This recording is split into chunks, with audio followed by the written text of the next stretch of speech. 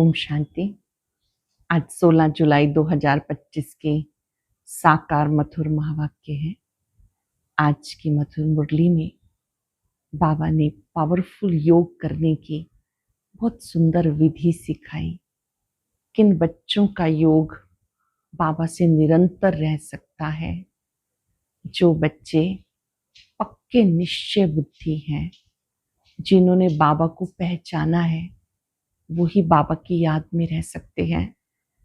पहले पूरी पहचान चाहिए कि हमें पढ़ाने वाला कौन है, कह कौन रहा है। जो बच्चे बाबा को यथार्थ पहचानते हैं, स्वयं को पहचानते हैं, उन्हीं की याद निरंतर रह सकती है।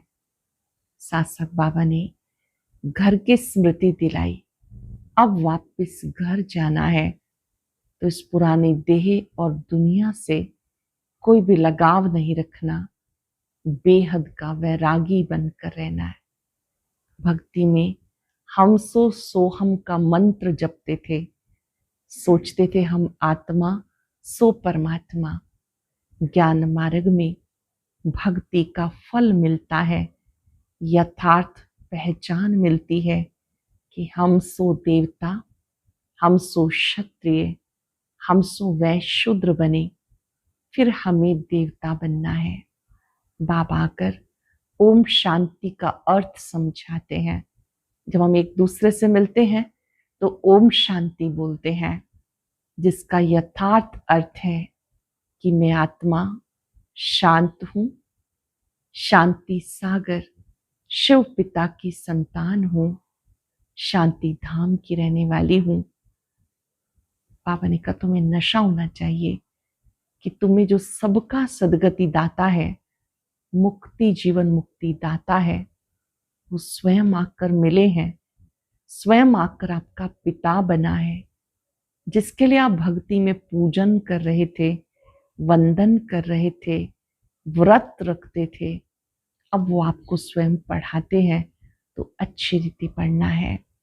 सुनते हैं बाबा के मधुर बोल। बाबा ने कहा मीठे बच्चे, जो सर्व की सदगति करने वाला जीवन मुक्ति दाता है, वो आपका बाप बना है। तुम उनकी संतान हो तो कितना नशा होना चाहिए। जो सबकी सदगति करने वाला जीवन मुक्ति दाता है, वो आपका बाप बना है। तुम उनकी संतान हो तो कितना नशा रहना चाहिए। क्वेश्चन है, किन बच्चों की बुद्धि में बाबा की याद निरंतर नहीं ठहर सकती? किन बच्चों की बुद्धि में बाबा की याद निरंतर नहीं ठहर सकती? जिन्हें पूरा पूरा निश्चय नहीं, उनकी बुद्धि में याद ठहर नहीं सकती। हमें कौन सिखा रहा है ये जानते नहीं तो याद किसको करेंगे? हमें कौन सिखा रहा है, कौन पढ़ा रहा है, अगर ये जानते नहीं तो याद किसको करेंगे? जो यथार्थ पहचान कर याद करते हैं, उनके ही विक्रम विनाश होते हैं। बाप स्वयं आकर अपनी और घर की यथार्थ पहचान देते हैं। बाबा आकर स्वयं अपनी और घर की यथार्थ पहचान देते हैं। ओम शांति। जब ओम शांति का अर्थ समझते हैं तो स्वधर्म में स्थित होते हैं। ओम शांति का अर्थ बच्चों को याद होगा। हम आत्मा हैं, हमारा घर है निर्वाण धाम व मूल वतन। बाकी भक्ति में मनुष्य जो भी पुरुषार्थ करते हैं, उनको पता नहीं कहाँ जाना है, सुख किस में है, दुख किस में है, कुछ पता नहीं। यज्ञ तप दान पुण्य तीर्थ करते सीढ़ी नीचे उतरते आए। अब तुम्हें ज्ञान मिला, ज्ञान मिलता है, समझो भक्ति का फल मिला। घंटे घड़ियाल आदि वो वातावरण सब बंद हो जाता है। भक्ति में यही करते थे, ज्ञान मार्ग में भक्ति का फल मिलता है। तो जो ज्ञान सुनते हैं उसका अभ्यास करना होता है। नई दुनिया पुरानी दुनिया में फर्क तो है ना। नई दुनिया है पावन दुनिया, तुम बच्चों की बुद्धि में है सुख धाम। सुख धाम को स्वर्ग, दुख धाम को नरक कहते हैं। मनुष्य शांति चाहते हैं, परंतु वहां कोई भी जा नहीं सकता। बाबा कहते मैं जब तक भारत में ना आऊं तब तक मेरे सिवाय तुम बच्चे जा नहीं सकते। जब तक बाबा स्वयं ना आए, बाबा ने कहा तुम बच्चे जा नहीं सकते। भारत में ही शिव जयंती गाई जाती। निराकार जरूर साकार में आएगा ना। शरीर बिगर आत्मा कुछ कर सकती है क्या? शरीर बिगर आत्मा भटकती रहती है, दूसरे तन में प्रवेश कर लेती। कोई अच्छे होते हैं, कोई चंचल होते हैं, एकदम तवाई बना देती। आत्मा को शरीर चाहिए, वैसे ही परम पिता परमात्मा को भी शरीर ना हो तो भारत में क्या आकर करेंगे। भारत ही अविनाशी खंड है। सतयुग में एक ही भारत खंड है और सब खंड विनाश हो जाते। गाते हैं आदि सनातन देवी देवता धर्म था। ये लोग फिर आदि सनातन हिंदू धर्म कह देते हैं। असली धर्म आदि सनातन देवी देवता धर्म। अगर निश्चय नहीं है तो समझो इस धर्म के नहीं है। अगर निश्चय है तो याद की यात्रा बढ़ती जाती है। भले यहाँ बैठे होंगे तो भी उनकी समझ में नहीं आएगा। वहां कोई प्रजा में कम पद पाने वाला होगा। चाहते सब सुख शांति हैं, वो तो होता है सतयुग में। सब तो सुखधाम में जा नहीं सकते। सब धर्म अपने अपने समय पर आते हैं।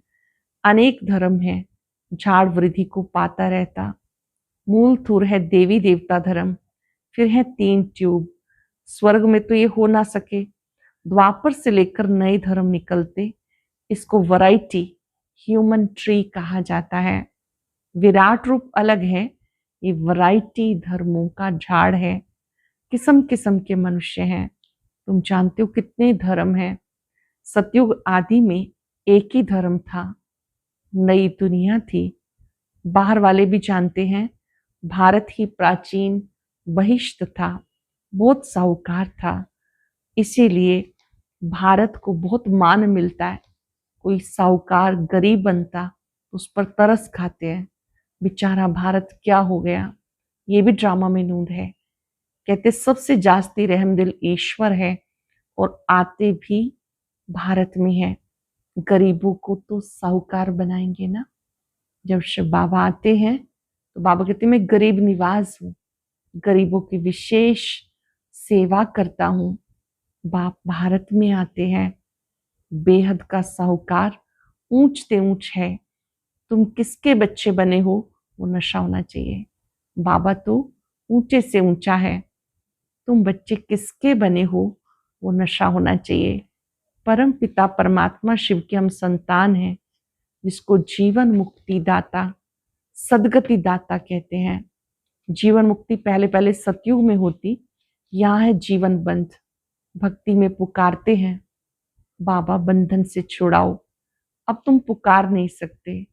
तुम जानते हो बाप जो ज्ञान सागर है वो वर्ल्ड की हिस्ट्री ज्योग्राफी का सार समझा रहे हैं, नॉलेजफुल है। ये तो खुद कहते हैं मैं भगवान नहीं, तुम्हें तो देह से न्यारा देही अभिमानी बनना है। सारी दुनिया को अपने शरीर को भी भूलना है। ये भगवान है नहीं, इनको कहते ही हैं बाप दादा। ब्रह्मा बाबा भगवान नहीं, ब्रह्मा बाबा के द्वारा जो निराकार परमात्मा पढ़ाते हैं, निराकार शिव बाबा और ब्रह्मा बाबा दोनों को मिला के बाप दादा कहते हैं। बाप है ऊंचते ऊंच, ये पतित पुराना तन है। महिमा सिर्फ एक की है, उन्हीं से योग लगाना है, तब पावन बनेंगे, नहीं तो कभी पावन बन नहीं सकेंगे। और पिछाड़ी में हिसाब किताब चुकतू कर सजाएं खाकर चले जाएंगे। भक्ति में हम सो सोहम का मंत्र सुनते आए।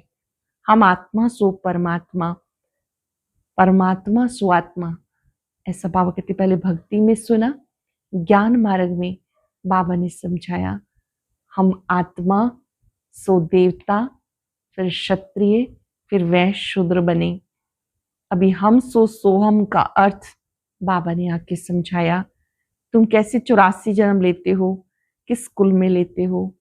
तुम अब समझते हो हम ब्राह्मण हैं, बाबा तो ब्राह्मण नहीं है, तुम इन वर्णों में आते हो, हम ब्राह्मण धर्म में एडॉप्ट हुए हैं, इस समय हम ब्राह्मण बने हैं, शिव बाबा द्वारा प्रजापिता ब्रह्मा की संतान बने हैं। ये भी जानते हो निराकार आत्माएं असली ईश्वरीय कुल की हैं, निराकार दुनिया की रहने वाली है। सब ज्योति बिंदु आत्माएं निराकारी दुनिया की रहने वाली है। वहां से यहाँ आती है पार्ट बजाने, साकारी दुनिया में पार्ट बजाने आना पड़ता। वहां से आए, फिर हमने देवता कुल में 8 जन्म लिए, फिर हम क्षत्रिय वैश्य कुल में आते। बाबा याद दिलाते कैसे तुमने 84 का चक्र लगाया, तुम्हारे बिना ये ज्ञान कोई को मिल ना सके। जो इस धर्म के होंगे वो ही आएंगे। राजधानी बन रही है, कोई राजा रानी, कोई प्रजा बनेंगे। Suryavanshi Lakshmi Narayan the first second third 8 गद्दी चलती हैं।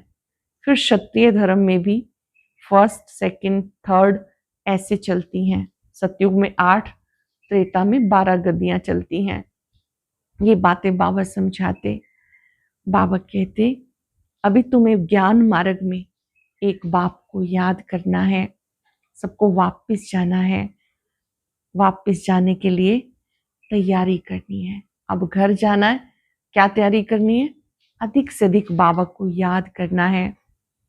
तुम्हारा असली धर्म आदि सनातन देवी देवता धर्म है। परम पिता परमात्मा स्वयं आकर स्थापन करते हैं। तुमको ब्राह्मण धर्म में किसने लाया? बाबा ने अडॉप्ट किया, उनसे छोटा ब्राह्मण धर्म हुआ। ब्राह्मणों की चोटी गाई जाती है, यह निशानी चोटी। फिर नीचे आओ तो शरीर बढ़ता जाता। ये सब बातें बाबा समझाते। जो बाप कल्याणकारी है वो आकर कल्याण करते हैं। शिव का अर्थ ही है कल्याणकारी, वो आकर कल्याण करते हैं। सबसे अधिक कल्याण तुम बच्चों का करते हैं। तुम क्या से क्या बन जाते हो, तुम अमर लोक के मालिक बन जाते हो। अभी तुम काम पर विजय पाते हो। वहां अकाले मृत्यु नहीं होती है, मरने की तो बात ही नहीं। बाकी चोला तो बदलेंगे ही, जैसे सर्प एक खाल छोड़ दूसरी लेता है। सतयुग को कहते हैं गार्डन ऑफ फ्लावर्स, फूलों का बगीचा। कभी कोई कुवचन वहां नहीं निकलता। कोई भी किसी को कभी भी कुवचन नहीं बोलते हैं। सतयुग की बहुत बड़ी विशेषता फूलों का बगीचा है। यहाँ तो है कुसंग, माया का संग, इसलिए इसका नाम है रोरव नर्क। जगह पुरानी होती है तो म्यूनिसिपैलिटी वाले पहले से खाली करा देते। बाबा भी कहते जब पुरानी दुनिया होती है तब हम आते हैं, ज्ञान से सदगति हो जाती है। राजयोग सिखाया जाता। राजयोग स्वयं शिव बाबा सिखाते हैं। राजयोग एक ऐसा योग है जो हमें राजाओं का राजा बनाता है, मानव से देव बनाता है। भक्ति में दान पुण्य करते थे। भक्ति मार्ग का फल, दान पुण्य का फल। बाबा कहते जो भक्ति में किया अब आप डायरेक्ट दान पुण्य करते हो। जब बाबा स्वयं आते हैं तो अपना सब कुछ सफल करते हो। बाबा इस पुरानी दुनिया से वैराग दिलाते।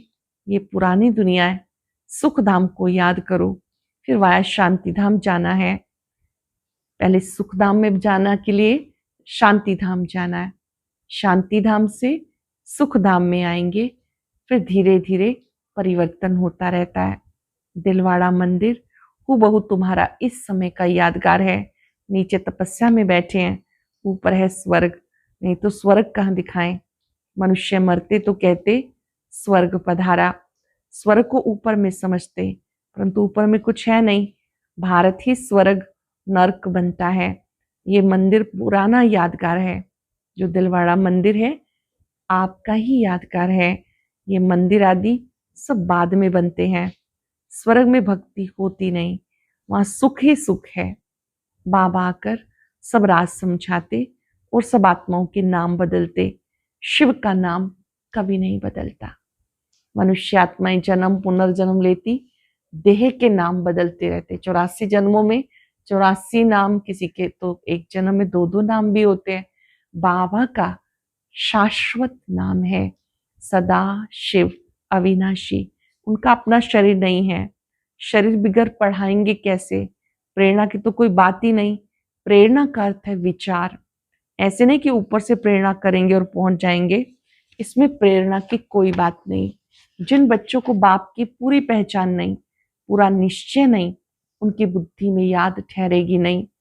हमें कौन सिखा रहे हैं, कौन पढ़ा रहे हैं, ये जानते नहीं तो याद किसको करेंगे? बाप की याद से भी कर्म विनाश होंगे। जो जन्म जन्मांतर लिंग को याद करते हैं, समझते हैं परमात्मा है, उनका ये चिन्ह है, वो है निराकार, साकार नहीं है। बाबा कहते हैं मुझे भी प्रकृति का आधार लेना पड़ता है, नहीं तो तुम्हें सृष्टि चक्र का राज कैसे समझाऊं।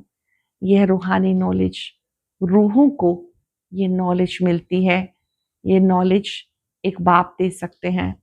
पुनर्जन्म तो लेना ही है, सब एक्टर्स को पार्ट मिला हुआ है। निर्वाण में कोई भी जा नहीं सकता, मोक्ष पा नहीं सकते। जो नंबर 1 विश्व का मालिक बनते, वो 84 जन्मों में आते हैं। जो नंबर 1 विश्व का मालिक बनते हैं, वो भी 84 जन्मों में आते। चक्र जरूर लगाना है। मनुष्य समझते मोक्ष मिलता है, कितने मतांतर हैं। वृद्धि को पाते रहते, वापस कोई जा नहीं सकते। इंसान दुखों से मोक्ष चाहता है। बाबा का बनते हैं तो आत्मा सुख का पार्ट प्ले करती है। बाप 84 जन्मों की कहानी बताते, तुम बच्चों को पढ़कर औरों को पढ़ाना है। ये रूहानी नॉलेज तुम्हारे सिवाय कोई नहीं दे सकता। ये रूहानी नॉलेज तुम्हारे सिवाय कोई नहीं दे सकता, ना शूद्र ना देवताएं। सत्युग में दुर्गति होती नहीं जो नॉलेज मिले। ये नॉलेज है सदगति के लिए। सदगति दाता, लिबरेटर गाइड एक ही है। सिवाय याद की यात्रा के कोई भी पवित्र नहीं बन सकता। सजाएं जरूर खानी पड़ेंगी, पद भी भ्रष्ट हो जाएगा। सबका हिसाब किताब चुकतू होना है। तुमको तुम्हारी ही बात समझाते और धर्मों में जाने की क्या पड़ी। भारतवासियों को नॉलेज मिलती, बाप भी भारत में आकर 3 धर्म स्थापन करते हैं। जब हम ब्राह्मण बनते हैं तो देवताई कुल और क्षत्रिय कुल, सतयुग वाली आत्माएं, त्रेता वाली आत्माएं स्वतः तैयार हो जाती। अब तुम्हें शूद्र धर्म से निकाल ऊंच कुल में ले जाते। ये है, वो है नीच पतित कुल। अब पावन बनाने के लिए तुम ब्राह्मण निमित्त बनते हो। इसको रुद्र ज्ञान यज्ञ कहते हैं। रुद्र शिव बाबा ने यज्ञ रचा। इस बेहद के यज्ञ में सारी पुरानी दुनिया की आहुति पड़नी है, फिर नई दुनिया स्थापन हो जाएगी। पुरानी दुनिया तो खत्म होनी है। तुम ये नॉलेज लेते हो नई दुनिया के लिए। देवताओं की परछाई पुरानी दुनिया में नहीं पड़ती। तुम बच्चे जानते हो, कल्प पहले जो आए होंगे वो ही आकर ये नॉलेज लेंगे। नंबरवार पुरुषार्थ अनुसार पढ़ाई पढ़ेंगे। मनुष्य यहाँ ही शांति चाहते हैं। अब आत्मा तो है ही शांति धाम की रहने वाली, बाकी यहाँ शांति कैसे हो सकती है? आत्मा तो है ही शांति धाम की निवासी, वहां से यहाँ आती है पार्ट बचाने। इस समय घर घर में अशांति है। 5 सेकंड के लिए सबको शांति का दान देंगे। हर घर में शांति हो। शांति सागर को पहचान। सब स्वधर्म में स्थित हो जाए। बाबा कहते अभी तो घर घर में अशांति है। रावण राज्य है ना, सत्युग में बिल्कुल शांति का राज्य होता है। एक धर्म एक भाषा होती है। अच्छा, मीठे मीठे सिक्के लदे बच्चों प्रति माता पिता बाप दादा का याद प्यार गुड मॉर्निंग। रूहानी बाप की रूहानी बच्चों को नमस्ते। रूहानी बच्चों की रूहानी बाप दादा को याद प्यार नमस्ते गुड मॉर्निंग। शुक्रिया बाबा, शुक्रिया। धारणा के लिए सार, इस पुरानी दुनिया से बेहद का वैरागी बन अपनी देह को भी भूल शांति धाम सुख धाम को याद करना है। इस पुरानी दुनिया से बेहद का वैरागी बन अपनी देह को भी भूल शांति धाम सुख धाम को याद करना है। निश्चय बुद्धि बन याद की यात्रा में रहना है। हम सो सोहम के मंत्र को यथार्थ समझकर हम ब्राह्मण सो देवता बनने का पुरुषार्थ कर रहे हैं। सभी को इसका यथार्थ अर्थ बताना है। हम सो देवता, क्षत्रिय व शूद्र बने, यथार्थ अर्थ बताना है। वरदान है अंतर्मुखता के अभ्यास द्वारा अलौकिक भाषा को समझने वाले सदा सफलता संपन्न भव। अंतर्मुखता के अभ्यास द्वारा अलौकिक भाषा को समझने वाले सदा सफलता संपन्न भव। जितना जितना बच्चे अंतर्मुखी स्वीट साइलेंस स्वरूप में स्थित होते जाएंगे, उतना नैनो की भाषा, भावना की भाषा, संकल्प की भाषा को सहज समझते जाएंगे। ये 3 प्रकार की भाषा रूहानी योगी जीवन की भाषा है। 3 प्रकार की भाषा, नैनो की भाषा, भावना की भाषा और संकल्प की भाषा। ये अलौकिक भाषाएं बहुत शक्तिशाली हैं। समय प्रमाण तीनों भाषाओं द्वारा सहज सफलता प्राप्त होगी। इसलिए अब रूहानी भाषा के अभ्यासी बनो। रूहानी भाषा जो बाबा सिखाते हैं, संकल्प की भाषा, नैनो की भाषा, भावना की भाषा, अब इसके अभ्यासी बनो। जितना जितना अंतर्मुखी स्वीट साइलेंस स्वरूप में स्थित होंगे, उतना नैनो की भाषा, भावना की भाषा, संकल्प की भाषा को सहज समझते जाएंगे। ये 3 प्रकार की भाषा रूहानी योगी जीवन की भाषा है। ये अलौकिक भाषाएं बहुत शक्तिशाली हैं। समय प्रमाण तीनों भाषाओं द्वारा सहज सफलता प्राप्त होगी। इसलिए रूहानी भाषा के अभ्यासी बनो। स्लोगन है, आप इतने हल्के बन जाओ जो बाप आपको पलकों पर बिठाकर साथ ले जाए। इतने हल्के हो जाओ, बोझ मुक्त हो जाओ, जो बाबा आपको पलकों पर बिठा कर ले जाए। अव्यक्त इशारा, संकल्पों की शक्ति जमा कर श्रेष्ठ सेवा के निमित्त बनो। वर्तमान समय विश्व कल्याण करने का सहज साधन अपनी श्रेष्ठ संकल्प की एकाग्रता है। इससे सर्व आत्माओं की भटकती हुई बुद्धि को एकाग्र कर सकेंगे। विश्व की सर्व आत्माएं विशेष ये चाहना रखती हैं, भटकती हुई बुद्धि एकाग्र हो जाए, वह मन चंचलता से एकाग्र हो जाए। इसके लिए एकाग्रता अर्थात एक बाप दूसरा न कोई, इस स्मृति से एक स्थिति में स्थित होने का अभ्यास करो। एक की लगन में मगन होने का अभ्यास करें। आज हम बाबा द्वारा सिखाई गई रूहानी भाषा का प्रयोग करेंगे और स्वमान लेंगे, मैं सफलता संपन्न आत्मा हूं। अपने मस्तक में सफलता का तिलक देखेंगे। बाबा ने हमें नैनो की भाषा अर्थात रूहानी दृष्टि सिखाई है, संकल्पों की भाषा, भावों की भाषा सिखाई है। आत्मिक स्मृति में टिक कर सभी रूहों को देखते हुए उन्हें रूहानी दृष्टि दे। संकल्प शक्ति से उन्हें शुभ भावनाएं दे। सर्व का कल्याण हो, सब सुखी हो जाए। बाबा से लाइट लेकर सबको देते जाए। शुक्रिया बाबा, शुक्रिया। ओम शांति।